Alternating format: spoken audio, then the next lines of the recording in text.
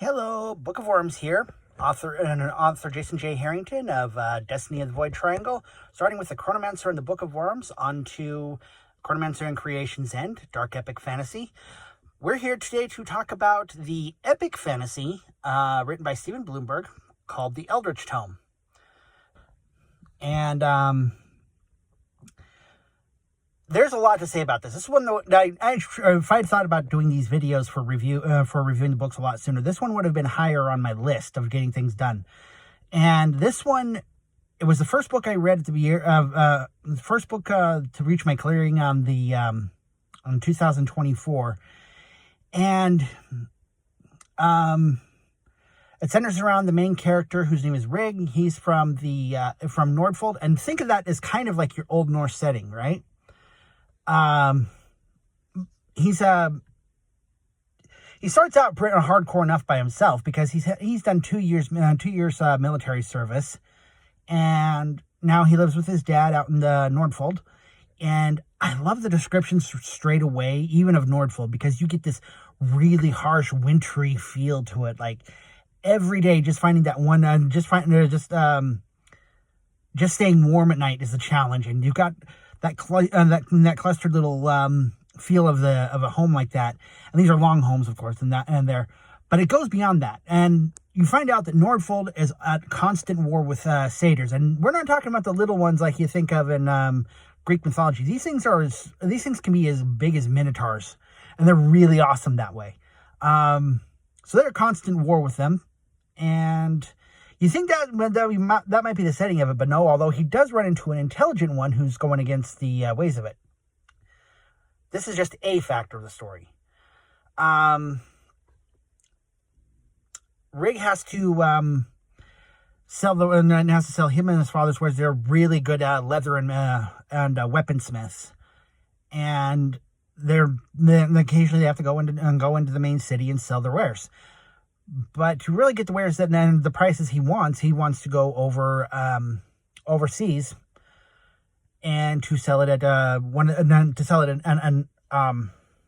harbor city that's across the way. It's a longer journey. It'll take him a lot longer, but he's confident he can get the money that they need for it, really good money for it. So he does, and even in the main city around Njordfold that you get introduced to. You have you have soldiers that were kind of like Romans, but it gets crazy because these Romans have like magic and have guns, so like pistols, and it's like, whoa, okay, that's a little too much power for Romans, right? But then the way it details the journey afterwards, like you get all these really vividly descriptive landscape descriptions that make me think if you were to combine, like if you were to you think Skyrim, You think Skyrim in the way the background and the background of the landscape and everything just it catches your attention. You're like, whoa, So that was really cool about the descriptive. Also, side note here: never read this book without having a meal first. Steven Blumberg's ability to describe food and the making of it is extremely catching for your imagination. So you're doing it. Doing what? Using your imagination. So you will actually end up really hungry just reading it. And I'm not one to... Generally, when it comes to descriptions of food and books, I don't pay attention to it. I'm like, that's a side thing right there. But the way he describes it made even me hungry, and I've never seen that done in a book before. Haven't seen it done since.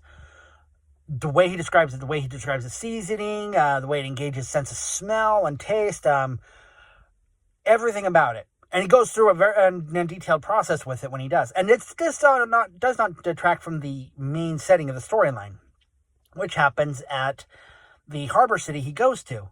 And I love this harbor city. I love the descriptions of it. It makes me want to go there because it's this ocean town of walkway bridges, plank bridges and stuff like that on the ocean, and huts and houses raised up above the water, and then you got the shore set up in the town where where he's got it, and where a lot of the trading and stuff is done. And the way it's just described is, it makes me think Final Fantasy X, really, with just like some of the descriptions make me think like kind of like Besaid.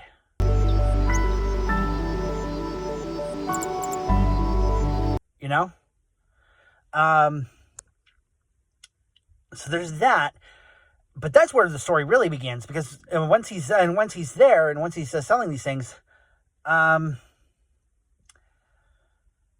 you have an attack that happens, and it's magical in nature, and it's these elementals that come to attack, and you find out that it's led by an immortal who is very non-magical, non-immortal type, and he's on a mission to go for genocide. He's going to wipe out anyone who's not like them, not like the immortals and all that. And you find Riggs' connection to all this, and you realize the growth he's done as a soldier is only half the growth he's going to have to do as a person, because he's driven now on revenge, because I won't spoil that one. And you find out after that he's got more to him than just being the soldier and the survivor of the North like he's always been. Another high point I like about this series is that the descriptions of magic and runic in this one. I like to read a bit about Old Norse runes myself. I love to study them. I love to think and to see what purposes they really had in Old Norse society. I really love to study them. And the way Stephen Bloomberg applies them in this book is actually kind of authentic. And even when he's not mentioning any specific runes by name, you can just tell the purpose of it. And you get that in your mind, and you get that going. And it makes most of us who are big fans of runic just cheer it on. I love it. And this book, even a full year later, there is a scene from this book that catches my attention and I just cannot let go of. And it's actually while he's on the journey from the city from Njordfold all the way to this island, this harbor city. It's in the middle of the journey, and they're surrounded by these big towering cliffs of ice and stuff like that. And that's another thing you got to remember. These scenescapes are breathtaking to think about when he's describing them. You just see him in your head. Back to the point. So they're trying to get food they're fishing along the way, because that's the only way they're going to really eat. And they managed to snag a kind of a lesser form of a kraken, big giant squid thing, right? And so they're thinking they can't really that this thing might be too much for them, and Rig guarantees that they're going to have they're going to have food tonight. So they have the scene where he's just bare chested, grabs a harpoon, jumps. You just see this whole Viking dive of him like I said, this is how it's described. You just jump full on jump with the harpoon, ready to just stab this kraken right in the head.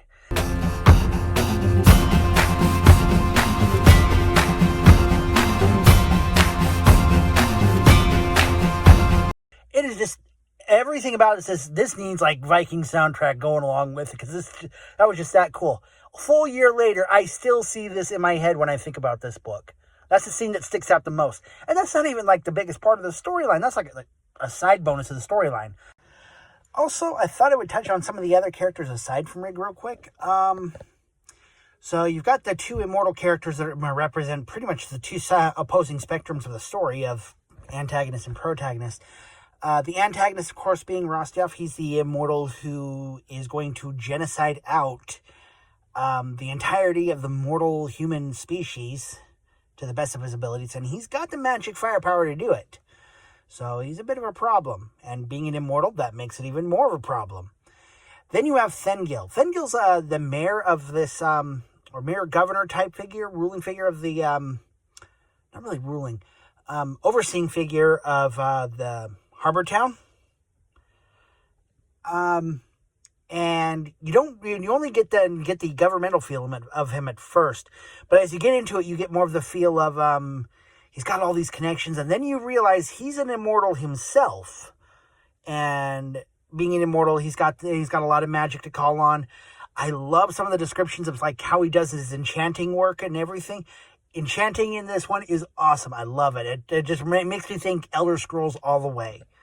Okay, and I'm a sucker for the enchanting concept in those games, so it's just awesome to see.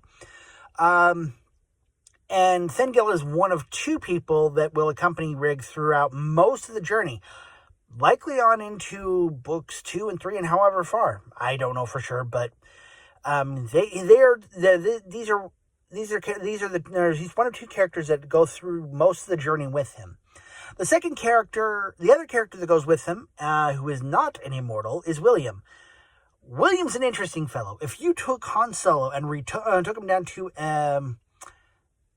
more of a medieval setting, and decided he didn't need something as big as a Wookiee this time, he just needed, something a little less rip your arms out of your sockets if they lose kind of thing, He's got a little baby dragon that is always with him, stays on his shoulder, kind of acts like a dog. I think it's because it got confused for one early on.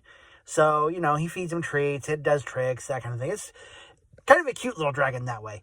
But he's the roguish character, a bit of a snarky one, and just he's a bit of a marksman, so he prefers to go crossbows or guns. Those are his thing. So yeah, there's that.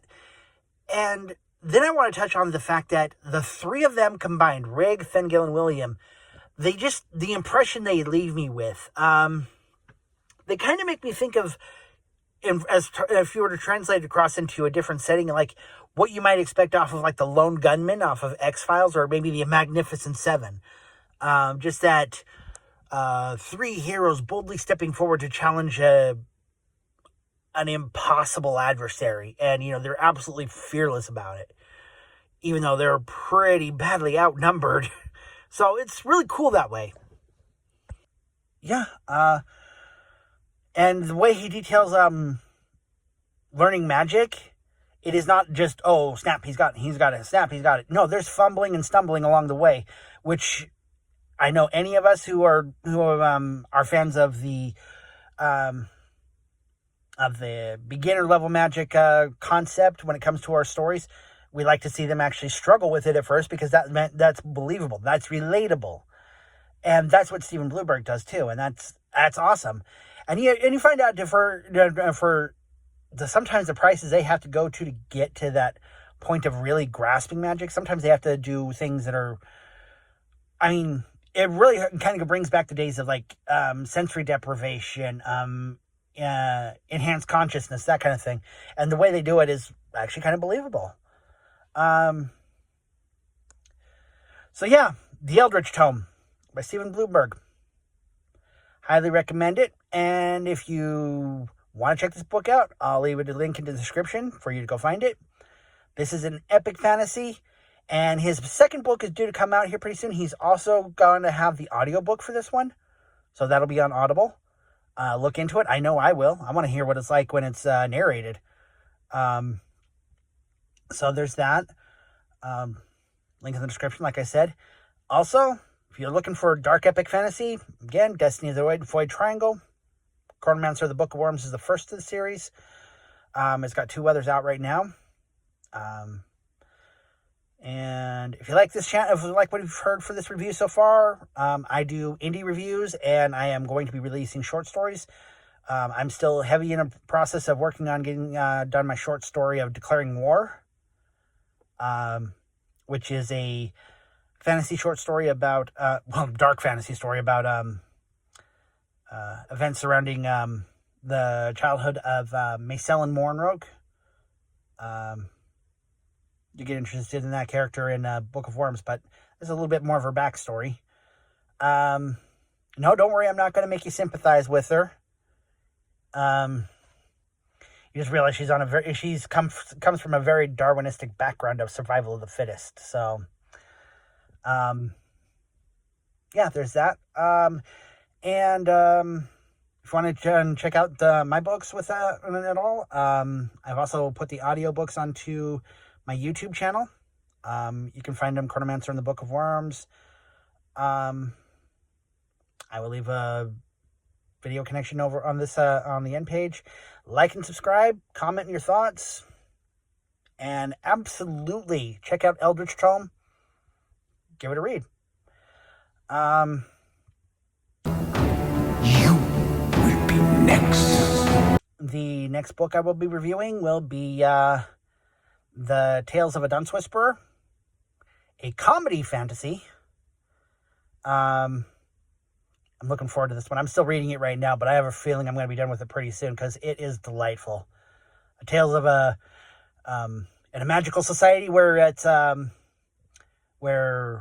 equivalent of us, although it's all done by magic instead of science and electricity and all that. They are just as much as a pain as we are. And one worker has to deal with it on an everyday basis, dangers included. I will be happy to review that one. That one's been a delight so far.